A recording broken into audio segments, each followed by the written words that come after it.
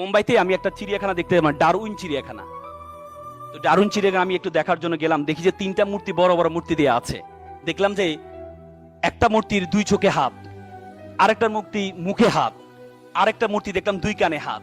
তো নিচে দিয়ে হিন্দি ভাষা লেখা আছে, আমি বুঝতে পারছি না কি লেখা। আমি জিজ্ঞেস করলাম এখানে কি লেখা আছে। বললো যে এখানে লেখা আছে 2 চোখে হাত মানে আমি খারাপ কিছু দেখবো না, আর মুখে 2 হাত মানে আমি খারাপ কিছু বলবো না, আর কানে 2 হাত মানে আমি খারাপ কিছু শুনবো না। আমার এই শিক্ষাটা খুব দাগ কেটেছিল। আসলে তো সত্য, তুমি যদি খারাপ কিছু না দেখো তাহলে তুমি কিন্তু খারাপ কিছু বলবাও না, আর তুমি যদি খারাপ কিছু না বলো তাহলে কিন্তু তুমি খারাপ কিছু শুনবাও না। সেখানে দেখলাম আরেকটি বানর ধরার প্রক্রিয়া, একটু আগে অতিথি বলেছিলেন যে বানর ধরার প্রক্রিয়া দেখাচ্ছিল। দেখলাম যে একটা খাঁচার মধ্যে কিছু বাদাম রাখা হয়েছে, বাদাম দিয়ে কিভাবে বানরকে ধরা হয়, একটা ছোট ছিদ্র রাখা হয়েছে। ছিদ্র দিয়ে বানর যখন বাদামটা নেওয়ার জন্য হাতটি ঢুকায়, তখন বাদামটা যখন হাতে নেয় তোর হাতটা বড় হয়ে যায়, তা হাতটা আর বের করতে পারে না।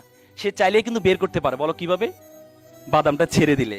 কিন্তু সে বাদামের লালসা ছাড়তে পারে না, সে বাদামের লালসা ছাড়তে পারে না, এই জন্য সে খাঁচার মধ্যে বন্দী হয়ে যায়।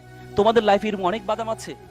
আড্ডা is one kind of badam, Facebook is one kind of badam, smartphone is one kind of badam, serial is the one kind of বাদাম।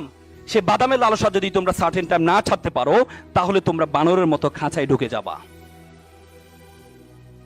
এফিজ আবুল কালাম বলেছে, প্রজাপতির পিছনে ঘুরিও না, ফুলের চাষ করো, প্রজাপতি তোমার পিছনে ঘুরবে।